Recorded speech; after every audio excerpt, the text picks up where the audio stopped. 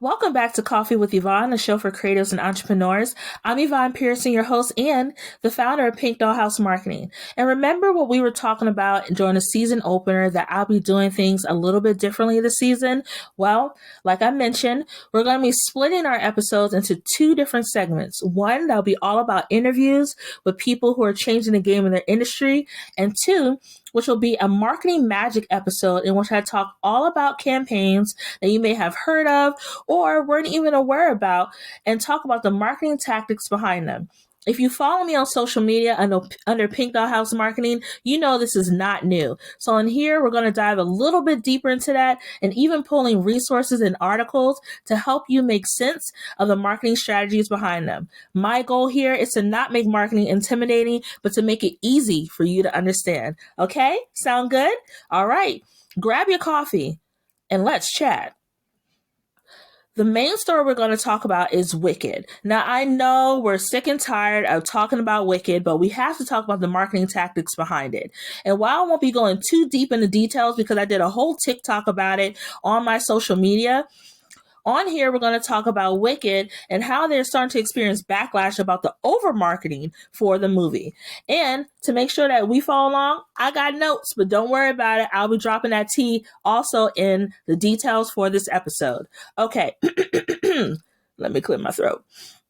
First up, Wicked did a great job with the multi-channel marketing tactics. You could not go anywhere without seeing something speaking to Wicked. Even today, subconsciously, I'm wearing the colors for the Wicked movie with the sweater I bought from Target over a year ago. But I'm even wearing the colors of the pink and green, which identify the Good Witch and the Wicked Witch of the West. By the way, justice for Elphaba. They did my girl so wrong, but that's not why we're here. All right, so the first thing up, when we talk about the over marketing, yes, strategically, you need to make sure that you're pulling every lever possible when talking about a campaign. That is the goal. But sometimes people can think the more times you see something, you're talking to your audience too much. But I talked about this in my video. As a marketer, I recognize that you had to pull every single lever possible to get people to take an action once of what you want them to do. And by doing so, the Wicked team actually followed the same formula or a similar formula from the Barbie movie. Remember last summer when you saw pink everywhere and every single thing was talking about Barbie? That's essentially what the Wicked team did with the strategic direction of this year. So in 2023, they actually launched a teaser trailer in theaters. That was step one for the marketing rollout. When we're seeing things like these collaborations, like they did with Barbie, I think Legos, Bees, hotel collaborations with Hilton, down to food, Wicked was everywhere on purpose because they wanted to make sure that once you saw it, you either got sick of it and bought a ticket because you were curious, or because you were such a big fan, you bought into the fandom and purchased products around the movie. I pulled up an article, and according to the Huffington Post, Salia Malik, co-founder of S Squared, a boutique marketing agency, she even mentioned about the criticism behind the movie. And this article was talking about in the Huffington Post about the marketing doing too much and also talking to certain audiences, and it wasn't being broad enough and talking more to an elitist audience. Salia kind of pushed back on that a little bit. She owns a boutique marketing agency, and she said Hollywood is always going to do the thing that fills up the pockets, no matter how much it might annoy some audiences. But the bottom line is, this approach consistently drives ticket sales, and she is correct. So, leaving the article, I pulled up another source. I wanted to see, okay, did these marketing strategies actually work? Did it turn into ticket sales? And for our first weekend opening, Wicked already broke records with $165 million of ticket sales sold globally. So, understanding that the criticism is there, obviously, it is working. Going back to the article, she states, once customers' fatigue has started setting in, more and more, they're going to have to pivot their strategies. As marketers, you are always aware that the same strategy is not going to work every time. So you'll pick and choose different aspects of it, but tailor it for the next one. And that she is correct as well. Knowing that this is part one of the movie, I know part two, they're already starting to think, okay, what is working? What is not working? What channels have we exhausted? What are new ways we can talk to our audience? And Wicked is going to have that challenge. Because unlike Barbie, Wicked has a two-part movie. And understand that people are already exhausted with seeing it everywhere. My concern is they pushed it so hard using the Barbie formula that the next campaign might fall a little bit flat because people are exhausted with the storytelling done already. They may have to pivot and do a different direction of leveraging maybe new characters for the promotional strategy, maybe secondary characters to help tell the story for part two, instead of leaning on the Glinda the Good Witch, played by Ariana Grande, and the Wicked Witch Elphaba, played by Cynthia Erivo. So we'll wait to see what they do with that. I am curious, but considering that it did translate to the money that they wanted to make, I know they're patting themselves on the back somewhere or sipping some kind of tequila with lime because they did that. Period. All right, next up, Telfar, the Bushwick Birkin, opens their first flagship location in New York City. So this source is from Essence. And to take a step back, to let you know, I pull my marketing sources from different places. I just don't go to one area to find my news. I also pull in Black and people of color run news sources to make sure I have a diverse thought view and perspective. So Telfar Clemens, who is the creator of the Bushwick Birkin, is a viral bag, for those who don't know, that became very popular amongst Black and people of color because it was affordable, very stylish, and it was also made of a vegan material. After so many years in the game, I think a little over 2 decades in the game, but after they opened their flagship location, which is a 10K square foot location in Canal. And anybody who's familiar with New York, you know Canal. You know Canal. You know Canal. Mm-hmm. That's where a lot of us bought our first Louis Vuitton. That fell apart as soon as I got on the bus.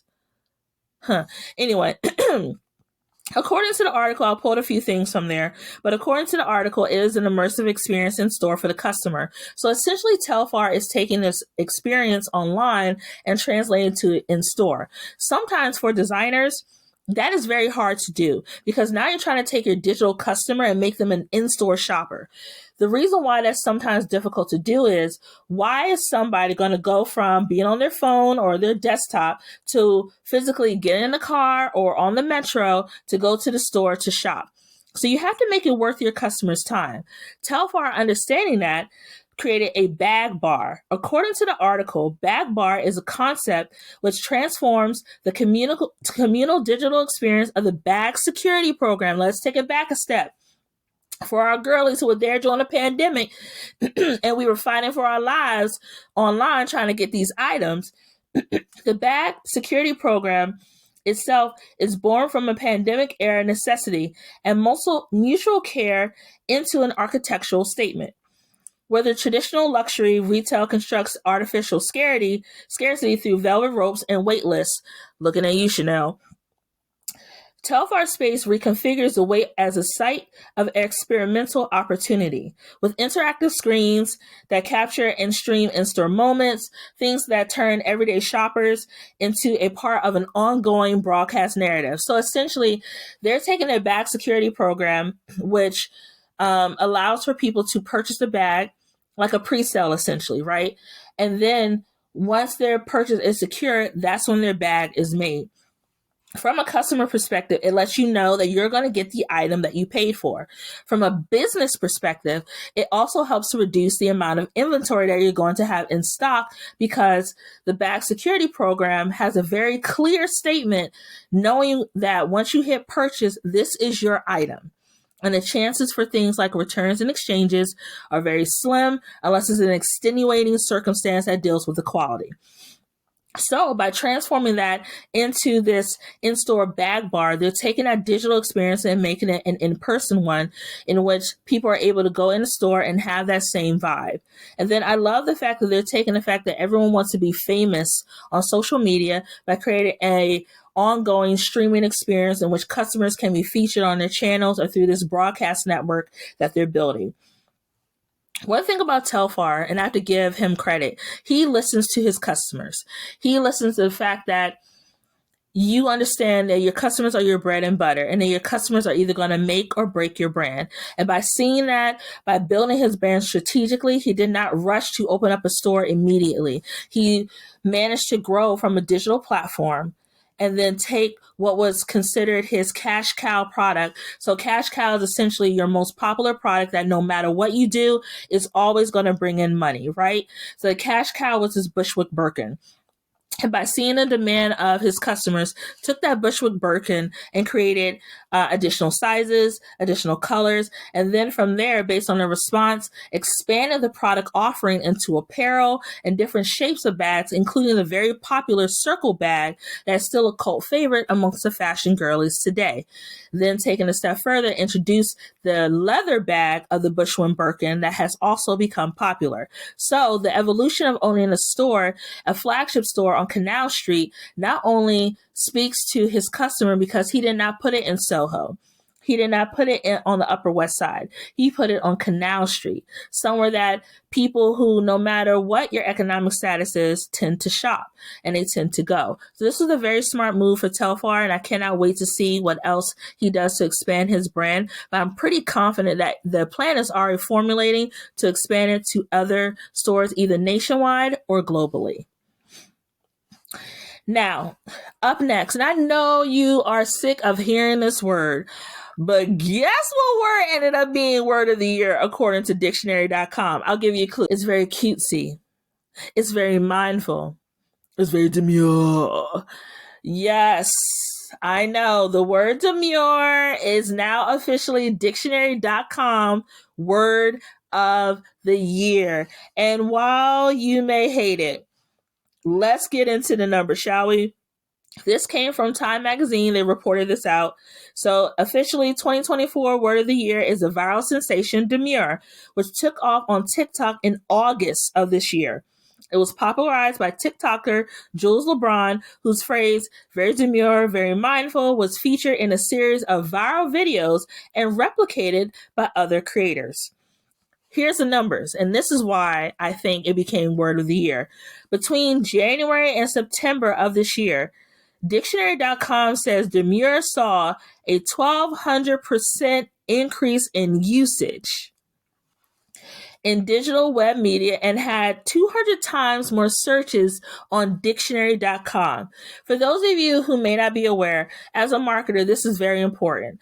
When you are thinking about things like SEO, search engine optimization, when you're thinking about how well is my campaign doing, when you see things like the searches for your campaign going up or increases in inquiries on your website based on certain keywords or phrases that are associated with your campaign, that lets you know if your work is working or not. When you see ticks and increases on your web analytics page, right? So keeping that in mind, the fact that they were able to track the usage of the word increase on social media and searches for the word means that people were starting to include this word in their everyday vocabulary. So essentially, as we know, language is always evolving. So with dictionary.com recognizing demure as being a 2024 word of the year lets us know that this is not just a trend. This word is going to be around for a very, very long time. And for those of you who are sick of hearing it, it's probably going to live in the same space that we would say, like, the word cool in the 90s was considered the trendy word of the time and still is around today. Last but not least, up on our docket to talk about, Fear of God scores win with WNBA and the NBA. This story comes from Sports Illustrated. A Black-owned business, the House of Fear of God has announced a multi-year deal with the National Basketball Association, the NBA, and the Women's Basketball Association, the WNBA. The partnership signals a pivotal moment for the brand as it continues to bridge the world of sports and fashion. The team includes the Boston Celtics, Chicago Bulls, Los Angeles Lakers, Miami Heat, New York Knicks, Chicago Sky, Los Angeles Sparks, and the New York Liberty, who didn't they just win a championship? That's the one with Ellie, right? Ellie the elephant. I love her. Ellie be killing it though. Ellie be eating the girls down with her outfits. I swear, I love me some Ellie. In fact, that is the only reason why I know that the New York Liberty even exists, because I follow Ellie the elephant. Period. Anyway, going back to the article on Sports Illustrated, the collection will launch on fearofgod.com on November 20th, so it just launched not too long ago, and NBAstore.com, and Fanatics on November 27th, so later this week.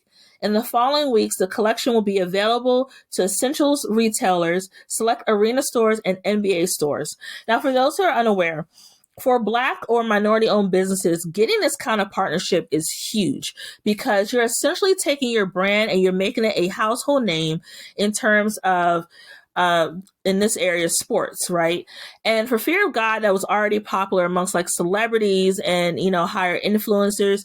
Knowing that they're able to take their brand and bring it to a broader stage is a big deal and adds an additional stream of revenue. It also speaks to, on another note, the value that the WNBA is starting to present even more with its external audiences. Because let's not forget, no one was checking as hard for the WNBA before we had, let's be honest, rising stars like Caitlin Clark and Angel Reese. Now, of course, I am a late 80s, raised 90s baby, so I knew about Lisa Leslie and them. But in recent years, there seemed to be a trickling down of not focusing so much on women's sports, specifically WNBA. So the resurgence of this through Caitlin Clark and Angel Reese has allowed for new eyes to be on these areas, and also provide new opportunities for bigger partnerships and smaller or evolving brands to get into the space early to get their piece of the bag. So I love this for Fear of God. I actually cannot wait to see what these collections look like and how they'll evolve. Maybe they'll dress the Ellie the mascot in some of these looks, because the girls be serving. But that is everything that we have in terms of marketing. So I hope everything I share with you makes sense. I know marketing, again, could be really intimidating, but again, it is my job to break it down for you best as possible in which it makes sense. If there are any stories or anything that you want me to cover, go ahead and share with me on the socials. You can find me at pinkdollhousemarketing.com, or on social media, you can find me at my business page at Pink Dollhouse Marketing. You can slide into my DMs. That's cool. If you want to find me on my personal page, it is okay. You can find me on my personal account. Now it's long. Don't judge me. I just changed my name. At Yvonne _creative _marketer _ again, I know it's long, but you can find me there under my personal page, or on TikTok, aka the Clock app, at Pinky Creates. I can't wait to chat with you soon. Our next episode coming out will be an interview, so get prepared for longer form content there, but I promise you it's going to be a really great discussion. All right. Have a great day. Oh, and happy Turkey Day. Now, they don't know how to make the mac and cheese. You don't have to eat it. You don't have to eat it. Okay? Okay, bye. Coffee with Yvonne is produced and edited by Yvonne Pearson. Coffee with Yvonne is created by Pink Dollhouse Marketing. You can catch the latest episodes by subscribing to Apple Podcasts or wherever you get your podcasts.